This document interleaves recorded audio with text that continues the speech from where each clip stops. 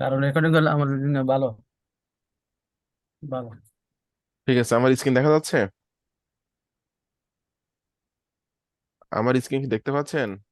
হ্যাঁ, দেখতে জি জি, পাচ্ছি। বুঝতে পারছি। আচ্ছা, আপনাদের ওয়েবসাইট হলো এটা, জাভাপেটো। এটা আপনাদের হলো ওয়েবসাইটে ব্যাকএন্ডে কাজ করার জন্য প্রথমে এখানে দিবেন স্ল্যাশ, ওয়েবসাইটের নামে ফেলে স্ল্যাশ ডাব্লিউপি একটা হাইফেন ADMIN, এই লিঙ্কটা আমি আপনাদেরকে পাঠিয়ে দিচ্ছি। এটা দেওয়ার হ্যাঁ। পর আপনাদের ইউজার নেমটা দিবেন, এখানে ইউজার নেমটা দিয়ে দিলাম, পাসওয়ার্ডটা দিবেন। ইউজার নেম পাসওয়ার্ড দিয়ে আমি লগ ইনে ক্লিক করলাম। প্রথম কাজ হবে আপনাদের পাসওয়ার্ডটা আপনারা আপনাদের মতো করে চেঞ্জ করে নেবেন। পাসওয়ার্ডটা কি করে চেঞ্জ করবেন আ- অবশ্যই কিন্তু আমার ক্লাস শেষে। এখানে তো ভাই, আমার এখানে তো এই পাসপোর্ট তো নাই, ইউজার নেম আপনি দিয়েছেন হোয়াটসঅ্যাপে। পাসওয়ার্ডও দিছি। পাসওয়ার্ড। আচ্ছা, আমি না দিলে কিছুক্ষণ ধরে দিই, পাসওয়ার্ড দিয়ে দিছি তো আপনাকে। হ্যাঁ, পাসওয়ার্ড খেয়াল করি নাই বলার কিন্তু দরকার নেই, ইউজার নেম। বলার আচ্ছা, দরকার নেই, ঠিক পাসওয়ার্ড আছে। আমি দিয়ে দিছি, দেখেন। ঠিক আছে। ঠিক আছে, ঠিক আছে, ঠিক আছে। হ্যাঁ, আপনি বলেন। হ্যাঁ, এরপর অ্যাডমিনের এখান থেকে এসে আপনি এডিট প্রোফাইলে ক্লিক করবেন। অ্যাডমিনের এখান থেকে এসে এডিট প্রোফাইলে ক্লিক করার পর নিচের দিকে আসবেন, এসে এখানে দেখেন লেখা আছে সেট নিউ পাসওয়ার্ড, এইখানে পাসওয়ার্ডটা দিবেন। আপনি যে পাসওয়ার্ড দিতে চাচ্ছেন আপনার মনের মতো করে আপনি এখানে পাসওয়ার্ডটা দিয়ে জাস্ট আপডেট প্রোফাইলে ক্লিক করলে আপনার পাসওয়ার্ডটা চেঞ্জ হয়ে যাবে। অবশ্যই ক্লাস শেষে পাসওয়ার্ডটা চেঞ্জ করে নেবেন। ঠিক আছে। জি আচ্ছা, আচ্ছা। জি ভাই। কারণ এটা কিন্তু গুরুত্বপূর্ণ কিন্তু। আচ্ছা, এটা গেল। আচ্ছা। 2 নাম্বারটা হলো আপনাদের হলো ওয়েবসাইটে গুগলের কাছে সাবমিট করাইতে গেলে ওয়েবসাইটে ইনফরমেশন লাগে। ঠিক আছে। তো ওয়েবসাইটে তো কোনো ইনফরমেশন নাই, একদমই নতুন ওয়েবসাইট। ঠিক আছে। নতুন। হুম। ওয়েবসাইটে 5টা পোস্ট করবেন, 5টা রিভিউ করবেন। রিভিউ কিভাবে করতে হয় দুজনকে এর আগে আমি বলে দিছি আপনাদেরকে, যে কোন স্টাইল রিভিউ আমি করি, কিভাবে রিভিউ করে আমি আমার ওয়েবসাইটটা গুগলের র্যাঙ্কে নিয়ে যাই। রিভিউ যত সহজে শেখাইছি, যত সহজে শেখাইছি, আমার মনে হয় না বাংলাদেশে কোনো মেন্টর এভাবে শেখাচ্ছে। এবং প্রুফ হুম। দেখাই দিচ্ছি যে আপনাদের রিভিউ এইভাবে করে হুম। এগুলো আমি র্যাঙ্ক করাই, আমি প্রুফ দেখাচ্ছি, এবং লাইভ প্রুফ দেখাই দিচ্ছি যে দেখেন আমি ঠিক ওইভাবে রিভিউ করে কিন্তু গুগলে র্যাঙ্ক করতেছি। ঠিক আছে। অনেক হয়তো বলবো যে এভাবে গুগলে র্যাঙ্ক করে না, এভাবে কিভাবে সম্ভব, এভাবে হয় না। একদম গুগলে ফার্স্ট পেজে 3 নাম্বার পজিশনে হলো আমার ওয়েবসাইট। ঠিক আছে। হুম। এটা লিখে সার্চ করলাম, 3 নাম্বার পজিশন হলো আমার ওয়েবসাইট। এরপর আমি আরো একটা লিখে সার্চ করি এখানে। দেখেন, এটা লিখে সার্চ করলাম করে এখানে, এই প্রোডাক্টটা দেখি কোথায় আছে আমি।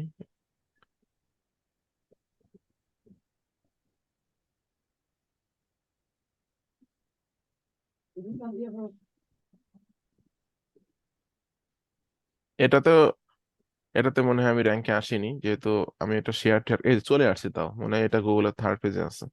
এই যে আমার ওয়েবসাইটে চলে আসছে। ঠিক আছে। হুম। একটু এসইও করলে মানে ভালোভাবে আমি শেয়ার টেয়ার করলে এগুলো একদম গুগলে ফার্স্টে চলে যেত। তো আমি যেভাবে রিভিউ লিখতেছি এটা আপনাদেরকে আমি দেখাইছি। হুম। ওইভাবে রিভিউটা লিখবেন। আর একটা ওয়েবসাইটে কিভাবে রিভিউ লিখতে হয় সেটার জন্য 32 নাম্বার ক্লাস। ঠিক আছে। বত্রিশ ভাই নাম্বার আমি হ্যাঁ, বলেন। আমি কিন্তু রিভিউ রেডি করে রাখছি ভাই। আচ্ছা, রিভিউ রেডি করে রাখছেন, ভালো। 32 তিনটা কি নাম্বার পোস্ট ক্লাসটা, করবো একদিন? হ্যাঁ অবশ্যই, সেটা ইউনিক হইলে পোস্ট করে দিবেন। ঠিক আছে। জি জি, ওগুলি আমি ওই যে আর নিয়ে রাখছি তো, হ্যাঁ। হ্যাঁ, আর আর হলো আপনার আপনি হলো মেন হলো ফরম্যাটটা, আমি যে ফরম্যাট ইউজ করতেছি এরকম ফরম্যাটে রিভিউ লিখলে আপনার ওয়েবসাইটে গুগল র্যাঙ্কিং এ যাবে। সেটা কেমন? তাই বলে আমাকে কপি করবেন না, আপনি না কিছুটা না। ক্রিয়েটিভিটি আপনাকে দেখাতেই হবে। ঠিক আছে, কিছুটা ক্রিয়েটিভিটি জি অবশ্যই দেখাতে হবে। জি। মনে করেন এই একটা প্রোডাক্টে আমি রিভিউ লিখছি, লেখার পরে দেখলাম যে অনেকে হলো আমার মতো সেম আমার মতো করে লিখছে। আপনাকে অনলাইনে একটা কথা হলো, গুগল কি চায় জানেন? গুগল চায় হলো সবসময়ের জন্য আপডেট কিছু তাকে দেওয়া হোক। হ্যাঁ, আপডেট কিছু না, ইউনিক কিছু, ইউনিক কিছু তার কাছে যাক। তো একই জিনিস যদি সবাই লেখেন, হুবহু লেখেন, তাহলে তো মানে ওয়েবসাইট নষ্ট হয়ে যেতে পারে। ঠিক আছে। জি জি ক্রিয়েটিভিটি জি। অবশ্যই আপনাকে দেখাতেই হবে, ক্রিয়েটিভিটি দেখাতেই হবে। তো এখান দেখুন, এই একটা প্রোডাক্টের রিভিউ আমি লিখছি, লেখার পরে আমি দেখলাম কালকে রাত্রে যে আমার মতো করে অনেকেই লিখছে। এরপরে আমি কি করলাম, আমি কিছু কিছু জায়গায় একটু মাথা খাটালাম। এই ওয়েবসাইটের আমি বলি, ফটো। আচ্ছা, ইমেজ পর্যন্ত আপনার মতো করছে নাকি?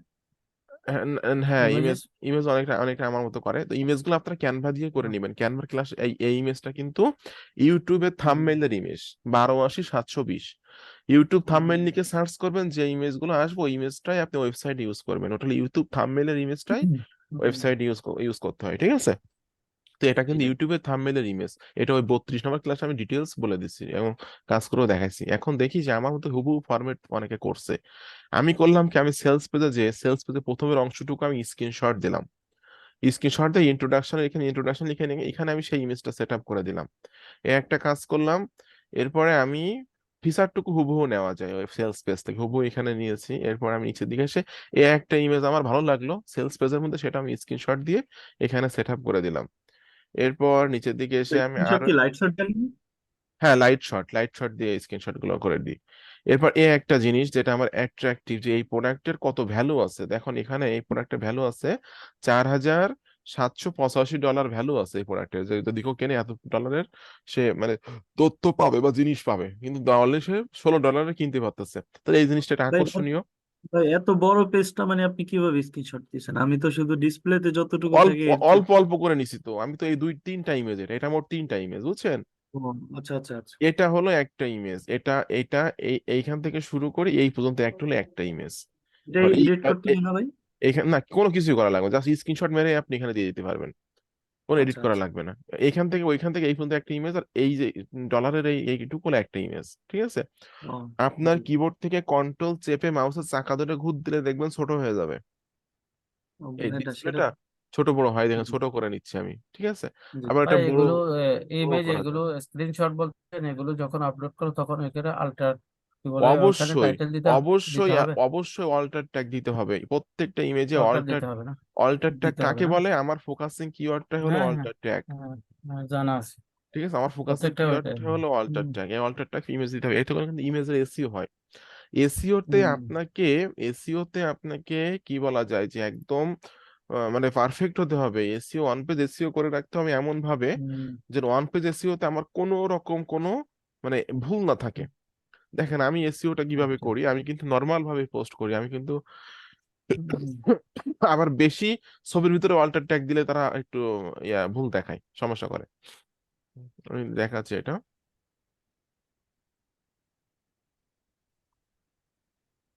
আচ্ছা, এই যে এডিটে ক্লিক করলাম।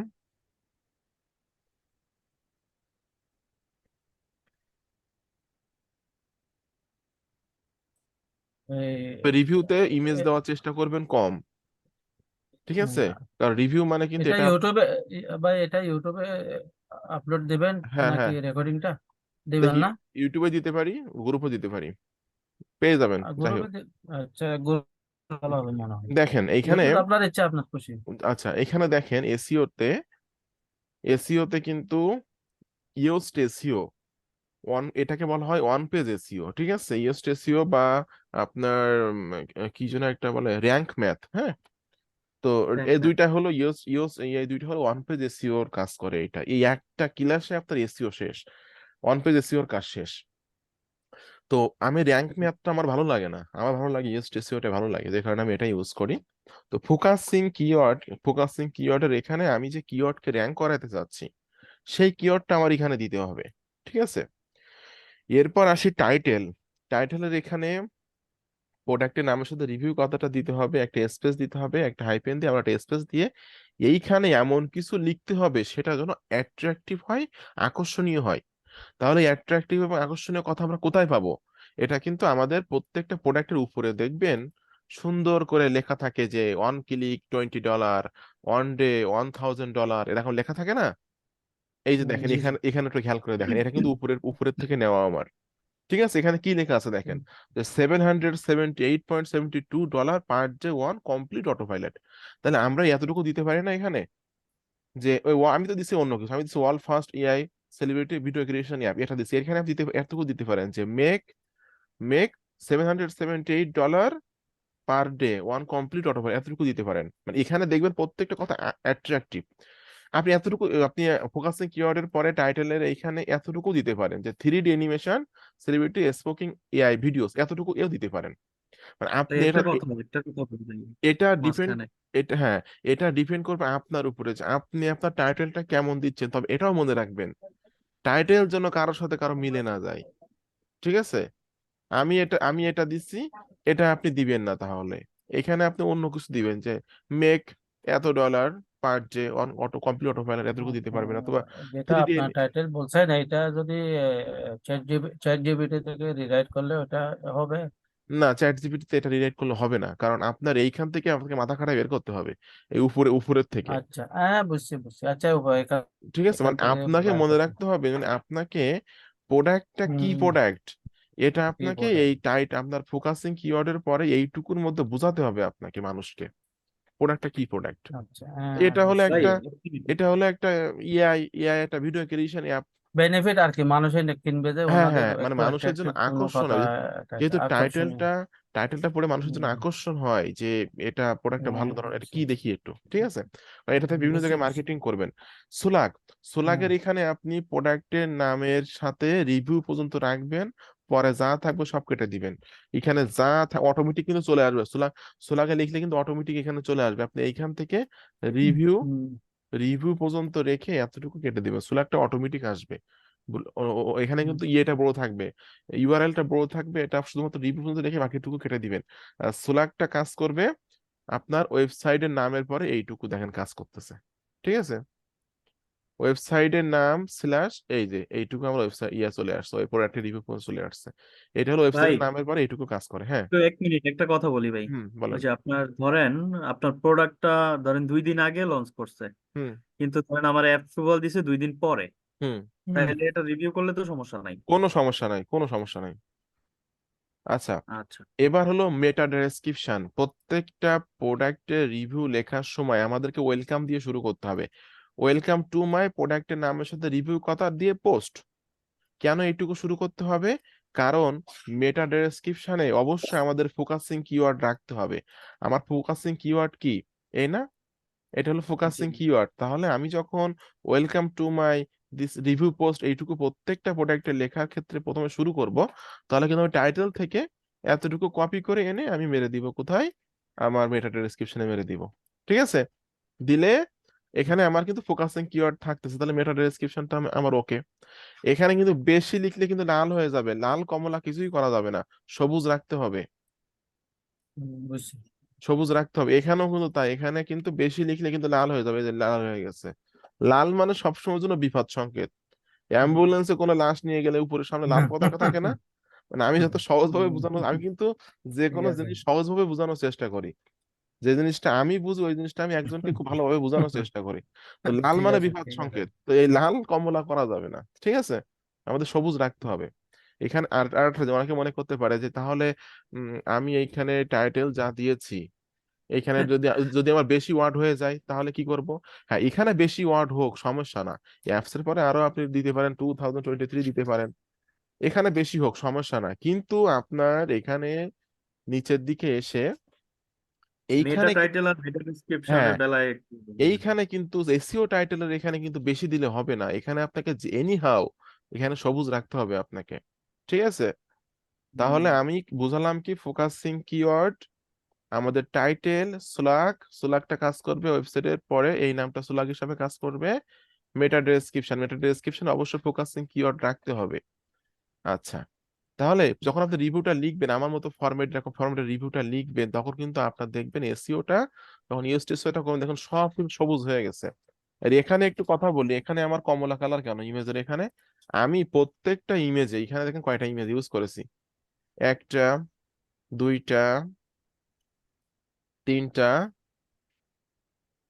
চারটা, পাঁচটা, ছয়টা, ছয়টা ইমেজ ইউজ করেছি, ছয়টা ইমেজে আমি অল্টার ট্যাগ দিছি, সেটা দেওয়া যাবে না। ছয়টা ইমেজের হুম। ভিতরে আমাকে দুই থেকে তিনটা দুই থেকে তিনটা ইমেজে আমাকে অল্টার ট্যাগ দিতে হবে, বাট আমি ছয়টাতে অল্টার ট্যাগ দিয়েছি, এটা পরে আমি আর চেঞ্জ করি নাই, এটা দেওয়া যাবে না, এটা দিলে কিন্তু এটা কমলা কালার হয়ে যাবে। তবে হ্যাঁ, যদি দুই একটা লাল থাকে দুই একটা কমলা কালার থাকে এটা কোনো সমস্যা না, আপনি দেখবেন আপনার এসইওটা গ্রিন হয়েছে কিনা, ঠিক হুম। আছে। আপনার এসইওটা হুম। যদি যদি দুই একটা কমলা কালার থাকে দুই একটা লাল থাকে এটা খুব বেশি সমস্যা না, তো এসইওটা গ্রিন হলেই এনাফ। রিডেবিলিটি এখানে তাকানোরই দরকার নেই, ও কমলা থাকুক লাল থাকুক আর সবুজ থাকুক, ও তাকানোরই দরকার নেই, কারণ আমি কখনো রিডেবিলিটি মেনটেন করে পোস্ট করি না, ঠিক আছে। হুম। রিডেবিলিটি যা থাকবে থাক, আমার এসইওটা মানে সবুজ থাকলে হচ্ছে, রিডেবিলিটি যা থাকবে থাক। আমি এদিকে তাকাই না। আমার প্রত্যেকটা পোস্ট দেখবেন রিডাবিলিটি কমলা কালার বা লাল কালার, কিন্তু আমার পোস্ট কি র্যাঙ্ক করতেছে না? অবশ্যই র্যাঙ্ক করতেছে, যেটা হুম আমি লাইভে দেখাচ্ছি আপনাদেরকে। দেখেন আমার সব রিডেবিলিটি কিন্তু লাল, দেখছেন? সব রিডেবিলিটি লাল, কিন্তু আমার পোস্ট র্যাঙ্ক করতেছে না। একদম গুগল ফার্স্ট পেজে যাচ্ছে। এসইও মেনটেন করে পোস্ট করলে আপনার এটা হবে। আচ্ছা, 5টা রিভিউ করবেন। প্রথম আপনারা 2 জন, প্রথম আজকে আমি ক্লাস শেষ করার পরে আগে পাসওয়ার্ড চেঞ্জ করে ফেলবেন প্রথমেই। এরপর 5টা রিভিউ করবেন। 5টা রিভিউ করার পর আমাকে জানাবেন যে ভাই 5টা রিভিউ আমার করা শেষ। 5টা রিভিউ করা শেষ হওয়ার পরে আমি আপনার ওয়েবসাইটে Google search console, Google site map, Google analytics, এই 3টা জিনিস সেট আপ করে দিব। এই 3টা জিনিস সেট আপ করতে গেলে ওয়েবসাইটে ইনফরমেশন লাগে। ওয়েবসাইটে কোনো তথ্য না থাকলে এই 3টা জিনিস সাবমিট করলে গুগল মাইন্ড করে যে তোমার বা বেটা তোমার কোনো ইনফরমেশন নাই, তুমি আমার আবার সাবমিট হুম করছো, আমার ওয়েবসাইট আমার কাছে দিছো গুগলে র্যাঙ্ক করাইতে, ঠিক আছে? হুম তো যখন আপনার ওয়েবসাইটে Google search console set up করে দিব, সাইড ম্যাপ সেট আপ করে দিব, অ্যানালিটিক্স সেট আপ করে দিব, এবং এইগুলো সেট আপ করার পরে কিন্তু সাইট কিট সেট আপ করতে হবে। সাইট কিটের জন্য হাত দিয়ে না আপনারা, এটা কিন্তু আমি সেট আপ করে দিব, ঠিক আছে? যখন হুম 5টা পোস্ট করার পরে এই কাজগুলো করে দেব, তখন আপনার ওয়েবসাইটটা আস্তে আস্তে করে আপনার গুগল কোরাল করা শুরু করবে, ঠিক আছে? আর হুম কোরাল করা শুরু করলে কি হবে, আপনার ইমপ্রেশন বাড়বে, ক্লিক বাড়বে। দেখেন আমার ইমপ্রেশন 9000, 9087, 9087 কে ইমপ্রেশন, তার মানে আমার ওয়েবসাইটের পোস্ট হুম গুলা 9087 জন মানুষের কাছে চলে গেছে, ইমপ্রেশন বলে এটাকে। আর সেখান থেকে ক্লিক আইছে কত, আমার লাস্ট কত দিনের রিপোর্ট এটা, এটা মনে হয় 28 দিনের report, last 3 last month 3 month. আচ্ছা যাই লাস্ট হোক, 3 মান্থ। হ্যাঁ লাস্ট 3 মান্থ রিপোর্ট, এটা হলো আমার 1100টা ক্লিক আইছে, যেটা হুম অর্গানিক ক্লিক, ঠিক আছে? তো যত বেশি অর্গানিক ক্লিক আনতে পারবো তত বেশি আমার সেল আসবে।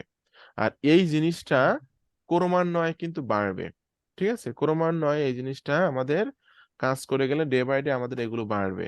আর একটা ওয়েবসাইট, আমি সবসময়ের জন্য বলি, একটা টাকা তৈরি করা মেশিন। কারণটা কি, একটা ওয়েবসাইট, হুম একটা ইউটিউব চ্যানেল, এগুলো টাকা তৈরি করা মেশিন। আজকের আপনি একটা ওয়েবসাইট তৈরি করলেন, আজকে থেকে আপনি কাজ শুরু করে দেন, কালকের একটা ওয়েবসাইট তৈরি করলো, কালকে থেকে আপনার মতো সে কাজ শুরু করলো। আপনি কিন্তু ওই ব্যক্তির থেকে, কালকে যে ওয়েবসাইট তৈরি করছে ওর থেকে কিন্তু আপনি হুম এগোই থাকবেন। কারণটা কি, আপনি হুম একদিন আগেই করছেন, আপনার র্যাঙ্কিংটা আগেই ওইভাবে থাকবে, ঠিক আছে? আর ওয়েবসাইটে সবসময়ের জন্য মনে রাখবেন, কাউকে কপি করবেন না, হুবহু কোনো ফরম্যাট কপি করবেন না, অবশ্যই নিজের ক্রিয়েটিভিটি দেখাবেন। যদি মনে করেন যে হ্যাঁ কাউকে কপি হয়ে যাচ্ছে, তাহলে আপনারা ওয়েব প্রোডাক্টের সেলস পেজ থেকে কিছু কিছু আকর্ষণীয় জিনিস আপনি স্ক্রিনশট দিয়ে দিয়ে আপনি আপনার ওয়েবসাইটের ভিতরে দিয়ে দিবেন, ঠিক আছে?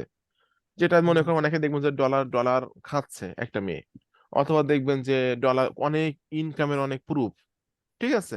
ওইগুলো স্ক্রিনশট দিয়ে, এরকম স্ক্রিনশট দিয়ে আপনি আপনার ওয়েবসাইট দিবেন, তাহলে কি অনেকটা মানে ইউনিক হয়ে যাবে, ঠিক আছে? ক্রিয়েটিভিটি দেখাবেন, দেখালে দেখবেন যে আপনার ওয়েবসাইট গুগলে র্যাঙ্কিং করতেছে। আর আপনারা যখন রিভিউ লেখা শুরু করবেন, হুম আপনাদের ওয়েবসাইটের পুরো লুকটা দেখবেন আমার ওয়েবসাইটের মতো চলে আসবে, পুরো লুকটা এরকম চলে আসবে।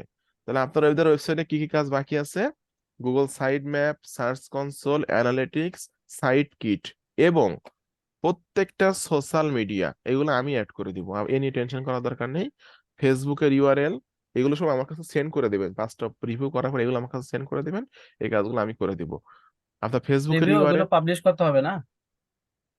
না এগুলো এগুলা এখন সেট আপ করার দরকার নেই, এগুলো আমি পরে সেট না আপ না, করবো। রিভিউ দেখবো যে, কারণ হ্যাঁ ভাই হ্যাঁ, আমি পাবলিশ করে ওই দিবেন, পাবলিশ করে দেব। অবশ্যই কারণ ও- 32 নম্বর, এটা কোন 32 নম্বর ক্লাসটা দেখবো? 32 হ্যাঁ, নাম্বার ক্লাসে সবই দেখাই দিচ্ছি, একদম আচ্ছা এভরিথিং, ঠিক আচ্ছা আছে? 32 নম্বর আচ্ছা। ক্লাসটা দেখে আমার সবকিছু করতে পারবেন। ভাই আমার যেগুলো প্রুফ আছে প্রোডাক্ট, প্রায় 20-30টা আছে, ওইগুলো হ্যাঁ ওগুলো রিভিউ ওইখান করতে থেকে পারেন, দেব। হ্যাঁ হ্যাঁ করেন, ওইগুলো সমস্যা নেই। আবার কারণ আপনার ওইগুলো রিভিউ ওয়েবসাইটটা, করবো তো নতুন, এই জন্য তো নতুন। এই জন্য আপনি তো এখনো সেলও করেননি, যে কারণে না, আপনাদেরকে পুরাতন প্রোডাক্ট নিয়েও কাজ করতে হবে, কারণ নতুন অবস্থায় হ্যাঁ অ্যাপ্রুভাল কিন্তু একটু কম দিবে, হ্যাঁ ঠিক আছে? বুঝছি। এই জন্য পুরাতন প্রোডাক্ট মোটামুটি আপনি দেখবেন সেল হতে যখন শুরু হয়ে যাবে, তখন আপনি প্রচুর পরিমাণে অ্যাপ্রুভাল পাচ্ছেন, কিন্তু এই মুহূর্তে ভাই, অ্যাপ্রুভাল এটা একটু কম যে পাবেন। আমার যে ভিডিওটা করে দিতেন। আপনি আগে অরিয়র প্লাস করেন, যে তো কঠিন আছে। জেপিজুর প্রোডাক্ট নিয়ে কাজ করা কঠিন আগে আছে, একটা কারণ করি আপনি ভাই। ওয়ারিয়র হ্যাঁ। প্লাসে কিছু সেল পাতে নিয়ে আসেন, তারপর জেপিজুটা করে দেবো। ওয়ারিয়র প্লাস হুম, জেপিজু একই জেপিজুতে আমি তাই আমার অ্যাপ্রুভ করে না অনেক সময়। আমি রিকোয়েস্ট পাঠাইছি, আমার প্রোডাক্ট লঞ্চ হওয়ার আর 5-6 দিন পরে আমার অ্যাপ্রুভ করছে। অথচ জেপিজুতে আমার ডলার আছে, আমি সেল করতেছি। ওরা বাছাই করা করা ব্যক্তিদের করে, মনে করেন কি জেপিজু থেকে $2000 ইনকাম করছে, ওই অ্যাপ্রুভ, ও রিকোয়েস্ট পাঠালে ওরা অ্যাপ্রুভ করে দেয়। আমি ইনকাম করছি মনে করেন $500 বা $700, আমাকে অ্যাপ্রুভ করে না। আর করে না, ও এরপরে মনে করেন অ্যাপ্রুভ করে কখন, যখন প্রোডাক্ট লঞ্চ হয়েছে, প্রোডাক্ট মোটামুটি 2-5 হাজার সেল হয়ে গেছে, তখন আমার সেই অ্যাপ্রুভ করে। এর কিছু কারণ আছে, এর কিছু কারণ আছে। কারণটা হলো রেপুটেশন খারাপ কেউ করতে চায় না, বুঝছেন? বুঝতে আপনার পারছি। ওই যে ভেন্ডর, এরা কিন্তু মাল্টি মিলিনিয়র যারা, আমি একটা আরো এর ভিতরে আরো একটা কথা বলে দিই। বাংলাদেশে যদি পেপাল থাকতো, পেপাল তো বাংলাদেশে আছে যে অল্প অল্প টাকা ট্রানজেকশন করা যায়, তাই না? হ্যাঁ বাংলাদেশে যদি পেপাল থাকতো, যেমন ইন্ডিয়া বা অস্ট্রেলিয়া বা কানাডা বা আমেরিকা যেমন পেপাল আছে, বাংলাদেশে পেপার থাকলে আমি নিজে একজন, আমি আশা করি প্রতি মাসে আমি $1 লাখ ইনকাম করতাম প্রত্যেক মাসে। হুম, কারণ, কারণ তার মানে মনে করেন কারণ কি ভাই, এই কথা বলে কেন? এই প্রোডাক্ট আমি নিজে তৈরি করতাম, আমি তো কাজ জানি। এই যে হুম, প্রোডাক্ট গুলো তারা তৈরি করে, তারা একটা, এর একটা মেথড, তার এক একটা মেথড তৈরি করে। যেমন আমার একটা ইউটিউবের একটা ভিডিও, একটা মেথড, ঠিক আছে? মনে করেন আমি হ্যাঁ কালকে কি দেখাইছি যে টুইটারে কিভাবে টার্গেটেড ট্রাফিক বের করে নিয়ে তাদের কাছে মার্কেটিং হুম, করতে হবে। তো আমি মনে করেন একটা পিএলআর এ, মানে একটা পিডিএফ ফাইল তৈরি করলাম, সুন্দর করে বিস্তারিত লিখে 2000 ওয়ার্ডের লিখলাম, এবং সুন্দর করে তাকে স্টেপ বাই স্টেপ বোঝালাম যে তুমি যে জিনিস নিয়ে কাজ করতে চাও, যা নিয়ে কাজ করতে চাও, তুমি যদি টুইটারে এইভাবে টার্গেটেড কাস্টমার খুঁজে বের করে মার্কেটিং করতে পারো, তাহলে প্রতি মাসে তুমি 500 বা $1000 ইনকাম করতে পারবা। এটা একটা মেথড না? তো হ্যাঁ যখন হ্যাঁ এবার আমি একটা সেলস পেজ তৈরি করলাম, এরকম মানে 30 দিনে $5000 ইনকাম, 30 দিনে $2000 ইনকাম, সুন্দর কথাবার্তা বলে আমি একটা সেলস পেজ তৈরি করলাম। এই প্রোডাক্টটা আমি লঞ্চ করলাম জেভিজু, অরিয়র প্লাসে বা জেভিজুতে। এখন আমার প্রোডাক্ট নিয়ে, কারণ আমার প্রোডাক্টের দাম দিলাম আমি, মনে করেন মাত্র $10। আমার প্রোডাক্ট যারা বিক্রি করবে, যেমন আমি যখন অ্যাফিলিয়েট মার্কেটিং করতেছি, আপনি অ্যাফিলিয়েট মার্কেটিং করতেছেন, আমার প্রোডাক্ট যারা বিক্রি করবে তাদেরকে 50% কমিশন দিব, তার মানে $5 দিব। আমার থাকবে কত ডলার? $5। ঠিক আছে? এখন এই প্রোডাক্ট আমি লঞ্চ করলাম, লঞ্চ করলে আমার এই বিষয়টা নিয়ে অনেকে রিভিউ লিখলো, হাজার হাজার মানুষ রিভিউ লিখলো, ওখান থেকে আমার সেল হলো। সেল হলে সে পিডিএফ এ যে কি পাচ্ছে, যে হ্যাঁ টুইটারে এই সিস্টেমে টার্গেটেড কাস্টমার খুঁজে বের করা যায়, এভাবে মার্কেটিং করা যায়, অনেক ভালো তো মেথডটা। সে কিনলো প্রোডাক্টটা, সে সেলস ফেস পড়ে বুঝলো, প্রোডাক্টটা কিনলো, কিনে সে প্রোডাক্টটা পাইলো, কি পাইলো, একটা পিএলআর পাইলো, পিএলআর একটা বই পাইলো। সেখানে বিস্তারিত লেখা আছে তুমি যে নিশে কাজ করতে চাও, যা নিয়ে কাজ করতে চাও, এভাবে টার্গেটেড কাস্টমার গুলো খুঁজে বের করে তুমি মার্কেটিং করো, ঠিক আছে? তো আমি কিন্তু কি করলাম, আমি জাস্ট একটা প্রোডাক্ট তৈরি করলাম, করে মার্কেটে লঞ্চ করে দিলাম। প্রোডাক্টটাকে আমি নিয়ে কাজ করতেছে, প্রোডাক্ট নিয়ে, ও প্রোডাক্ট নিয়ে কাজ করতেছে তো অ্যাফিলিয়েট মার্কেটাররা, তারা জানতেছে প্রোডাক্টটা বিক্রি করতে পারলে আমি কমিশন পাবো। আমি প্রোডাক্ট তৈরি করে রেখে দিচ্ছি, ওখান থেকে সারা জীবন সেল আসলে সারা জীবন আমি বসে পড়ে খাবো, ঠিক আছে? আর অ্যাফিলিয়েট হ্যাঁ, মার্কেটাররা তারা বিক্রি করে তারা $5 করে কমিশন পাবে। তাহলে প্রতি মাসে যদি আমি 2 থেকে 3টা করে প্রোডাক্ট লঞ্চ করি, $1 লাখ ইনকাম করা কি কোনো ব্যাপার এক মাসে? কিন্তু, আপনার ওয়ারিয়র প্লাস জেপজুতে ওরা ভেন্ডরদের পেপাল ছাড়া পেমেন্ট দেয় না। আমি কি বুঝাইতে পারছি আটকে গেছি কোন জায়গায় বা আটকে যাচ্ছি কোন জায়গায়? ঠিক আছে? হ্যালো? বুঝতেছি ভাই, বলে, হ্যাঁ হ্যাঁ, বুঝতেছি, আপনার কথা কোথায় শুনতেছি। কোথায় আটকে যাচ্ছে? এখন এই পেপালে যখন আমার $1 লাখ ঢুকবে বা $1.5 লাখ ঢুকবে, তখন আমার পেপাল আর আমাকে টাকা দিবে না। কারণটা কি, বাংলাদেশে তো এলাও না। আর আমি তো ইন্ডিয়ার নাগরিক না, আমি বাংলাদেশের নাগরিক। আমার তো কোনো ভাবেই আমি ভেরিফিকেশন করতে পারবো না, কোনো ওয়ে নাই ভেরিফিকেশন করা। ঠিক আছে? তাহলে আমি টাকা তুলতে পারবো না। তো পেপালের কারণে কিন্তু বাংলাদেশের ফ্রিল্যান্সাররা, মার্কেটাররা কিন্তু ধরা খেয়ে আছে, অনেক দিক দিয়ে ধরা খেয়ে আছে পেপালের কারণে।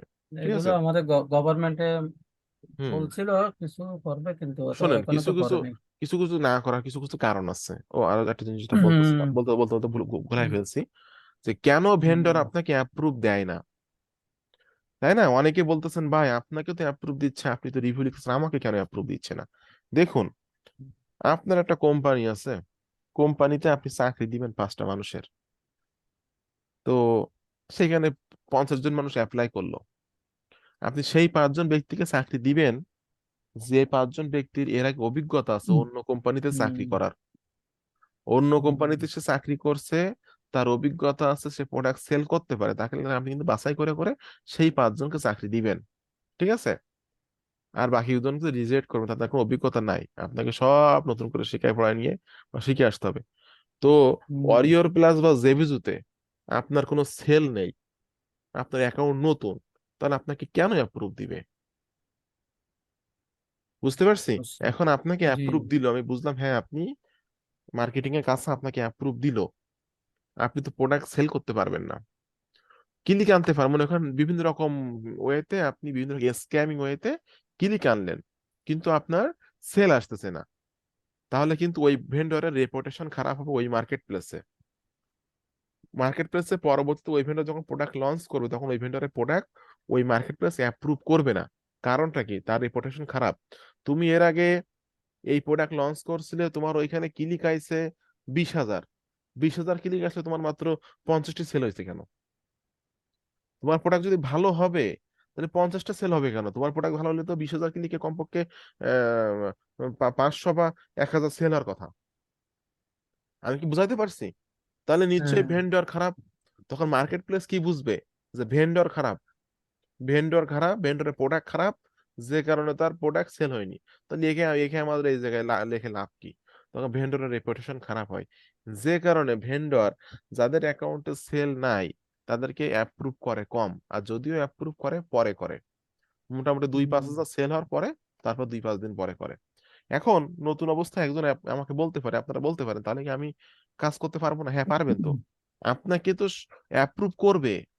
আপনি যদি 5 থেকে 6টা প্রোডাক্টের রিকোয়েস্ট পাঠান, সবাই আপনাকে পেন্ডিং এ রাখবে না, 1টা 2টা প্রোডাক্ট আপনাকে অ্যাপ্রুভ করবে, যারা মানে কি ভেন্ডর বলা যায়, এরা হলো খুব ভালো ভেন্ডর না, এরা মনে করেন খুব সাধারণ ভেন্ডর বা খুব খারাপ, মানে মানে নর্মাল ভেন্ডর বলা যায়, যে খুব হাই কোয়ালিটির বা খুব ভালো মেথড জানে এরকম ভেন্ডর তারা না, তারা আপনাকে অ্যাপ্রুভ করবে। ওই যারা আপনাকে অ্যাপ্রুভ করতেছে ওদের প্রোডাক্ট গুলো নিয়ে আপনাকে মোটামুটি ভালোভাবে কাজ করতে হবে। যখন আপনার প্রোডাক্ট ওয়েবসাইটে মোটামুটি মনে করেন $50-100 সেল হবে, সেল দেখাতে পারবেন যে আপনি সেল করছেন, তখন মনে করেন ভেন্ডররা আপনাকে অ্যাপ্রুভ করবে, বড় বড় ভালো ভালো প্রোডাক্টের ভেন্ডররা আপনাকে অ্যাপ্রুভ করবে। ঠিক আছে? এই জন্য আপনাকে রেগুলার রিকোয়েস্ট পাঠিয়ে দিতে হবে, আপডেট প্রোডাক্টগুলো, আজকে কোন প্রোডাক্ট আসতেছে, আগামীকালকে কোন প্রোডাক্টগুলো আসবে, সেই প্রোডাক্টগুলো নিয়ে আপনাকে রিকোয়েস্ট পাঠাতে হবে। যখনই আমাকে আপনাকে অ্যাপ্রুভ করবে, তখন সেই প্রোডাক্ট নিয়ে ভালোভাবে কাজ করবেন। আর আপনি তো মার্কেটিং জানেন, ঠিক আছে? আর কোন কোন সোশ্যাল মিডিয়াগুলোতে মার্কেটিং করতে হবে সেটা তো আপনারা সকলে জানেন, এটার জন্য তো 39 নম্বর ক্লাস দিয়েছি। 39 নম্বর ক্লাসটা দেখে ওয়েবসাইটে রিভিউ লিখে এইভাবে আপনারা মার্কেটিং গুলো করেন, আর রিভিউ লিখে পাবলিশ করে দেন। আপনারা 32 নম্বর ক্লাসটা দেখে রিভিউ লিখে পাবলিশ করতে আচ্ছা পারবেন। ভাই, রিভিউ আর্টিকেল লিখে তারপরে ওইগুলোকে এসইও করতে হবে নাকি? এসিও তো দেখালাম তো, একটা না না, প্রোডাক্টের, এসিও, আচ্ছা এটা এসইও আমাদের এটা এখানে। এটা হলো আচ্ছা আমাদের এটা হলো, ওয়েবসাইটে এসইও বোঝা যাবে। হ্যাঁ হ্যাঁ হ্যাঁ এখানে ওয়েবসাইট, এখানে। আপনাদের ওয়েবসাইট এসিও সেট আপ করা তো। আচ্ছা এখানে এসইও হবে আলাদা কোনো এই এটা কি হলো, বলে যে। আচ্ছা এটাকে বলা হয় ওয়ান, আমি তো সেটা আপনাকে বললাম, এটাকে বলা হয় হ্যাঁ ওয়ান পেজ এসিও। আমরা ওয়েবসাইটের মধ্যে, ওয়েবসাইটের হ্যাঁ, মধ্যে যে ওয়েবসাইটের এসিওটা মধ্যে। করতে, আমি বলতেছি, আমার বলতে শেষ করতে দেন। ওয়েবসাইটের আচ্ছা মধ্যে যে এসিওটা করতেছেন, যা এতক্ষণ আগে একটু আগে দেখালাম, ইওস্ট এসিও অথবা র্যাঙ্ক ম্যাথ, এটাকে বলা হয় ওয়ান পেজ এসিও। একটা ক্লাসে এসইও শেষ, ঠিক আছে? অন পেজ এসইও আচ্ছা শেষ। অফ পেজ এসইও কাকে বলে জানেন? অফ পেজ এসইও হলো শেয়ার। কোন কোন জায়গায় শেয়ার? আপনার ওয়েবসাইটে একটা রিভিউ লেখার পর এই পোস্টটা, হুম, এই রিভিউটা বিভিন্ন জায়গায় আপনাকে শেয়ার করতে হবে, এটাকে বলা হয় অফ পেজ এসইও। এটা আমি লিঙ্কটা ওপেন করলাম, আমাকে কি মার্কেটিং হুম, করতে হবে? মনে করেন ফেসবুকে আমি মার্কেটিং করতে যাচ্ছি, তাহলে আমাকে মার্কেটিং করতে হবে, এই লিঙ্কটা মার্কেটিং করতে হবে, এই টাইটেলটা, এই টাইটেলটা হুম, মার্কেটিং করতে হবে, এই লিঙ্কটা মার্কেটিং করতে হবে। এই লিঙ্কটা আপনি মার্কেটিং হুম, করলেন, তাহলে আপনার এই প্রোডাক্টের ওয়েবসাইট প্লাস হুম, এই জিনিসটা এসইও হলো। এখন হুম, মনে করলাম যে আপনি তো, আমি তো ফেসবুকে আনলিমিটেড মার্কেটিং করা দেখাইছি আপনাদেরকে, ভিডিওতে দিছি। মনে করেন আপনি 25টা ফেসবুক গ্রুপে জয়েন্ট আছেন, 25টা ফেসবুক গ্রুপে আপনি, জাস্ট ফেসবুকে মার্কেটিংটা আমি ডাইরেক্ট দেখাই দিই, Just দেখানো আছে তারপর আমি দেখাচ্ছি। আচ্ছা সময় থাকলে দেখান। হুম।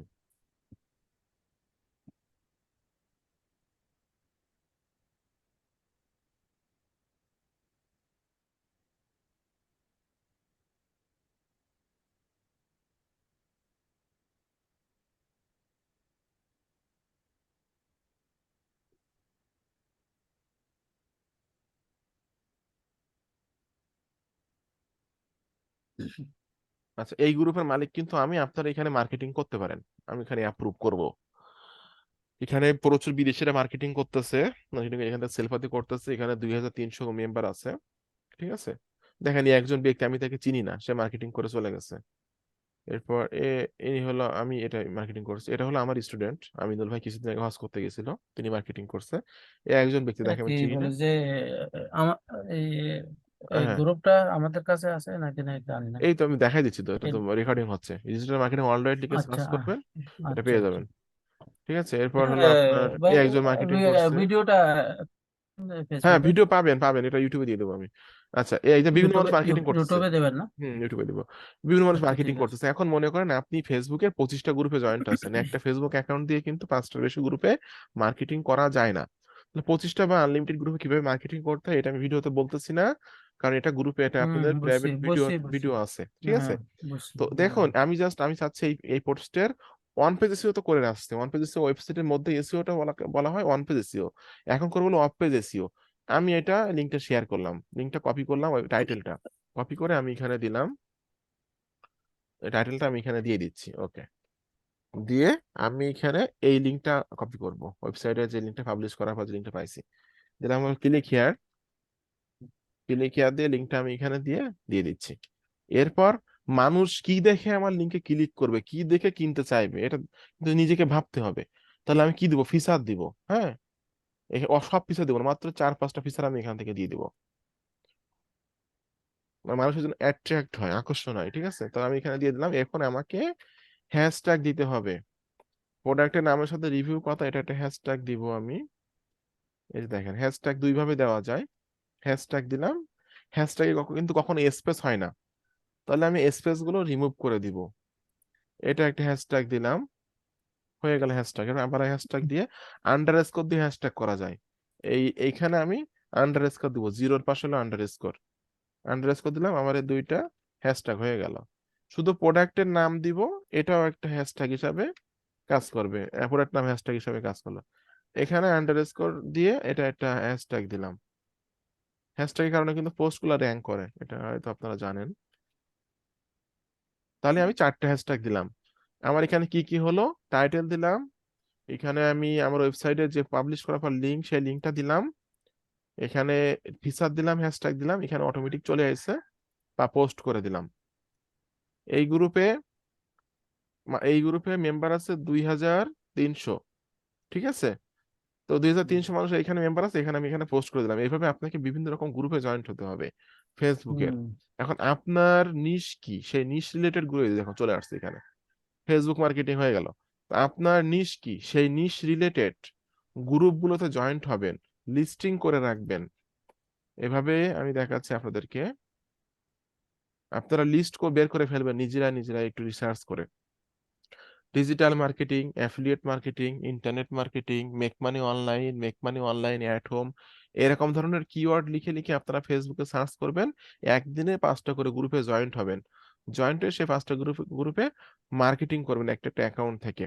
তো মনে করেন এই গ্রুপের নাম ডিজিটাল মার্কেটিং অলরাইট, গ্রুপের ইউআরএল এটা, গ্রুপের মেম্বার এত, অ্যাপ্রুভড মানে কি, এই গ্রুপটা অ্যাপ্রুভ করে, তাহলে অ্যাপ্রুভ। আচ্ছা, এই একটা গ্রুপ যেটা মেম্বার আছে 1,97,000, এই গ্রুপের ইউআরএল এটা, এটা অ্যাপ্রুভ মানে এটা অ্যাপ্রুভ করে। যেটা আপনাকে অ্যাপ্রুভ করতেছে না তাদেরকে পেন্ডিং লিখে লিখে রেখে দেবেন। ঠিক আছে, তাহলে হুম আপনি যদি এইভাবে 50টা গ্রুপ বা 100টা গ্রুপ খুঁজে বের করে লিস্টিং করে রেখে দেন, যে আপনার এই গ্রুপগুলো আপনাকে অ্যাপ্রুভ করতেছে, এই গ্রুপগুলো অ্যাপ্রুভ করতেছে না, যারা অ্যাপ্রুভ করতেছে না তারা তাদের ওখানে মার্কেটিং করবেন না, তাহলে আপনার সাজানো গোছানো যদি থাকে তাহলে মার্কেটিং করতে সুবিধা হবে না। হুম এই আচ্ছা, বুঝছি। এটা অফ পেজ এসইওর একটা জিনিস, এটা মাত্র যে আমি ফেসবুকে বিভিন্ন জায়গায় ব্যাকলিংক তৈরি করলাম, এটাকে বলা হয় ব্যাকলিংক তৈরি। ঠিক আছে, এখন ফেসবুক বাদে কি কি জায়গা আছে, এই যে আমিনুল ভাই অলরেডি লাইনে আছে, লাইক দিয়ে ফেলছে, আমার স্টুডেন্ট কিন্তু ইনি। হুম ফেসবুক আছে, টুইটার আছে, হুম, লিঙ্কডইন আছে, 39 নম্বর ক্লাসে দেখানো আছে। 39 নম্বর ক্লাসে সব কিছু বলেই দিছি আমি, যে একটা ওয়েবসাইট পাবলিশ করার পর সেটা কোন কোন জায়গায় মার্কেটিং করবেন। ঠিক আছে, ওটা অফ পেজ এসইওর কাজ করবে। On page SEO of page SEO দুইটা যদি রেগুলার করে যান, ওয়েবসাইটের পোস্ট গুগল সার্চে যেতে বাধ্য। ঠিক আছে, তো ঠিক আছে, আর কোনো কোশ্চেন আছে আপনাদের? না ভাই, তো ভাই নেই। ওই যে ইয়া দিবেন না, ওই যে সি প্যানেলের অ্যাড্রেস দিবেন আমাদেরকে। সি প্যানেল যদি দরকার আপনারা চান তাহলে দিব, কিন্তু সি প্যানেলে কোনো রকম কিছু করবেন না। করবো না, দিয়ে রাখলেন আর কি। হ্যাঁ, আমি আমার ডেভেলপারের কাছ থেকে নিয়ে আমি আপনাদেরকে দিয়ে দেবো, কারণ আপনাদের হ্যাঁ, সবার জন্য নিয়ে আলাদা আলাদা সি প্যানেল ক্রিয়েট করা আছে, আপনাদের সবার সি প্যানেল আলাদা ক্রিয়েট করা। সি প্যানেলে অ্যাড্রেস দিব, কিন্তু সি প্যানেলে যে কোনো কিছু করলে কিন্তু ওয়েবসাইটটা নষ্ট হয়ে যাবে। আমরা আমরা হাত দিব না ওখানে, মানে নিয়ে রাখলাম আর কি। হ্যাঁ, আমি দিয়ে দিব, সমস্যা না। সি প্যানেল আপনি যদি চান যে আপনার ওয়েবসাইটে পুরো অ্যাক্সেস, মানে আপনি নিজেই, আপনার যখন মনে করেন আজ থেকে 1 বছর পরে আপনার প্রতি মাসে $1-2 হাজার করে ইনকাম হচ্ছে, আপনি চাচ্ছেন যে হ্যাঁ, আপনার ওয়েবসাইটটা আপনি নিজেই রিনিউ করবেন প্রতি বছরে, কারণ আমাদের মাধ্যমে করবেন না। ঠিক আছে? হ্যাঁ, হ্যাঁ, তো এটাও আমরা করে দিব আপনাকে, কারণ আপনার আপনার ওয়েবসাইটের ডোমেইন হোস্টিং আপনার ইসে ট্রান্সফার করে দেওয়া যায়। নেমচিম্পে অ্যাকাউন্ট করবেন, আপনার নিজের নামে অ্যাকাউন্ট করে ইমেল অ্যাড্রেস পাসওয়ার্ড সব আপনি লিখে রেখে দিবেন সুন্দর করে। আপনি যদি চান যে আপনার ওয়েবসাইটটা plus domain plus hosting everything জি জি। আপনি আপনার কন্ট্রোলে নিয়ে আসবেন, সেটা আমরা করে দিব। ঠিক আছে? ওটা অনলি 2 থেকে 3 মিনিটের কাজ, ট্রান্সফার করা, ডোমেইন হোস্টিং ট্রান্সফার করা আপনার নিজের অ্যাকাউন্টে।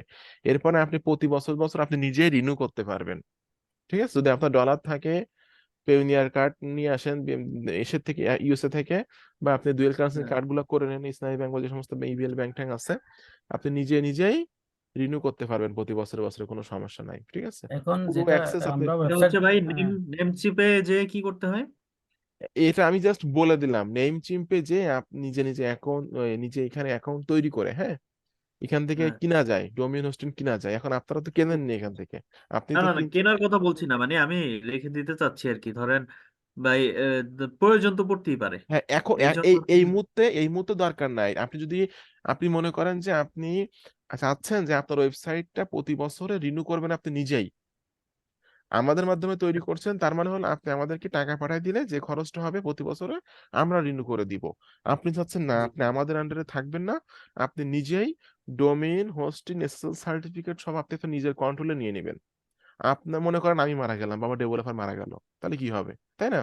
হ্যাঁ, সেটাই বলছি আমি। হ্যাঁ, হ্যাঁ, হ্যাঁ ভাই। তাহলে আপনার এই নেমচিম্পে অ্যাকাউন্ট করে ওইটাকে ট্রান্সফার করতে হয়। ঠিক আছে? আপনার জি জি। আমার ডেভেলপার কি একটা চাবে আপনার কাছে, ওই জিনিসটা আমারও সঠিকভাবে জানা নাই। কি ওইটা দিলে আপনার ডোমেইন হোস্টিং এসএসএল সার্টিফিকেট সব সে ট্রান্সফার করে দিবে আপনার আন্ডারে। তখন আপনি আর আমাদের আন্ডারে থাকলেন না, আপনি পুরোটাই আপনি আপনার নিজের অ্যাকাউন্টে নিজের কন্ট্রোলে চলে গেলেন। হ্যাঁ, আমি সেটাই বলছি, বিপদ আপদের কথা তো বলা যায় না ভাই। হ্যাঁ, সেটাই, এটা আপনি করতে পারেন, এটা সমস্যা না। কিন্তু এটার জন্য কিন্তু আবার মানে কিছু মানে আছে যে আপনার এই অ্যাকাউন্টে অ্যাকাউন্ট করতে হয়, আরো কি কি ঝামেলা আছে। যদি আপনি চান সেটা আমরা করে দিতে পারবো আপনাকে, যে আপনার পুরো কন্ট্রোল, আপনার পুরো আপনারই কন্ট্রোলে চলে যাবে সবকিছুই, ডোমেইন হোস্টিং সবকিছুই আপনি নিজে রিনিউ করতে পারবেন। আমার ঠিক আছে?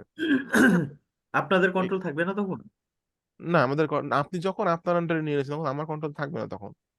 তখন আবার ধরেন আমি ওই যে হোস্টিং এখনো দিতে তো এখনো তো আমার কন্ট্রোল নাই। মানে আমার কন্ট্রোল বলতে কি জানেন, শুধুমাত্র রিনু।